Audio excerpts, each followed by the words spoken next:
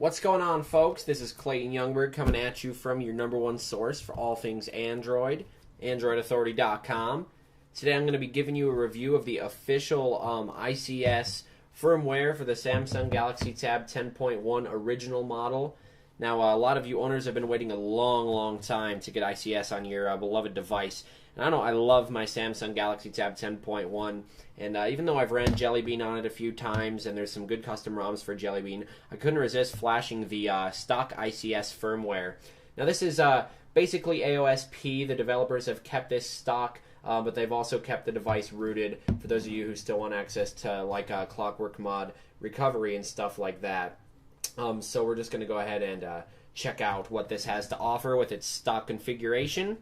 Now, right off the bat, you can see we do have a different lock screen with the ICS. Now, if any of you guys have played with the Galaxy Tab 10.12 or the Galaxy Tab 7.2, you'll know that this is just basically the exact same firmware and the exact same software as on that. So anyways, this is our cool lock screen. We can just basically touch anywhere. We've got our date and time, and we just touch anywhere and bring it out to unlock the device. We're greeted with a few widgets like AP Mobile, our new video widget, some new music widgets, and then our AccuWeather, of course. We do have some native apps coming in with this device, such as the S Planner. Now, the S Planner is not working on this build, so we're just going to have to hold tight for that and see if any devs can get it working and whatnot. But we'll open up our status bar here. As you can see, we got new menu options. Go ahead and boost the brightness up just for a second. We do have our nice date and time here. All of our toggles, which we can scroll through, including driving mode, Bluetooth, power saving features. We have our brightness, the auto brightness selections. Under the rest of our settings here, we can see we have our Wi-Fi options, Bluetooth, the data usage that comes with Ice Cream Sandwich, which is really cool to monitor. Now, I just flashed this, so we're not going to have much data info to look at. But anyways, under more settings, we have our flight mode, our Kia's via Wi-Fi, virtual private networks, Wi-Fi Direct. Now, this doesn't have an NFC chip, so we don't have the NFC functionality that's in a lot of the Ice Cream Sandwich devices, but that's all right. I don't find myself using it too much. Anyways, we've got our sound options, display, cool power saving options where we can enable our custom power saving mode and stuff like that. And also go to our battery options. We can see what's been using the battery and individually see how long the screen's been on and what other processes have been doing. We've got our app manager there, accounts in sync, basic Ice Cream Sandwich. This is the TouchWiz theme for Ice Cream Sandwich. This is the exact same thing that's on the Galaxy Tab 10.12. We got some reviews of that on our channel too, so if you guys want to check those out, get a feel for what Samsung's been doing with its tablet Ice Cream Sandwich builds. And we've got our dock settings. This is still compatible with the OEM Samsung keyboard dock. Go ahead and pop that in really quick. We can change our input method and stuff like that to actually use it. I'm not going to do that, but we do have our compatibility and stuff. So that's good to know. If any of you guys have dropped the $70 that cost like I have, yeah, glad to know that the keyboard still does work. Now, as you see here, we just got a Gmail. Comes up in the status bar all nice. I'll go back into our settings super quick and finish up what we were talking about there. We do have our developer options that are included with Ice Cream Sandwich, USB debugging, forced GPU rendering, all of our touches, CPU usage, all that great stuff. And we can go to About Device, running our stock kernel. I did flash a overclock kernel yesterday, Parachutes, but the Wi-Fi stopped working, so I had to reflash my Android 4.0. Where am I going? Right here to the Android version. Ice Cream Sandwich. Beautiful. Let's go back. As you can see, we have a lot of cool native apps that Samsung packs in, such as AllShare. Got our photo editor, our pen memo, the music hub, and the music player. Now, the music hub, we covered that in a video. It's not quite available for the US as far as the Galaxy S3 builds, but I do have a 90-day premium account. We can go ahead and check that video out if you guys want. As you can see here, we have our Super SU, because this is our rooted version, but aside from that, there is nothing different from the stock build. This is pure AOSP Android. Adjust our brightness a little more here for the viewing. Anyways, we have our Task Manager, which is improved for Ice Cream Sandwich. And end all of our applications. We have RAM managers as well. Clear our memory. I'll go back. We have our S Planner, which I said earlier was not working It's not working with this build, so we'll just wait for the developers, and we'll hold tight for that.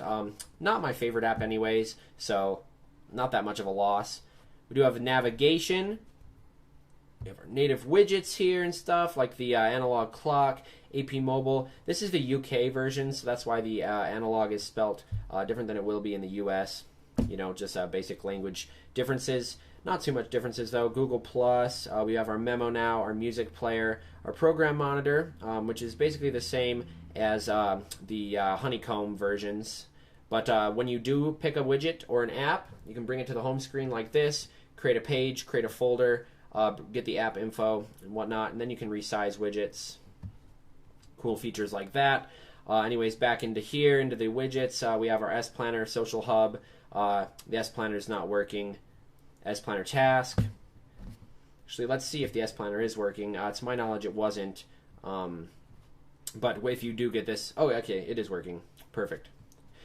Anyways, we can go ahead and check out our new TouchWiz bar down here. All of our apps that are included with TouchWiz now are actually floating apps. So what I mean by that is when we choose one, such as the calculator, it floats over our current workspace, and then we can continue working in the background, much like Samsung, the implementation they use on the Galaxy S3 for the video player.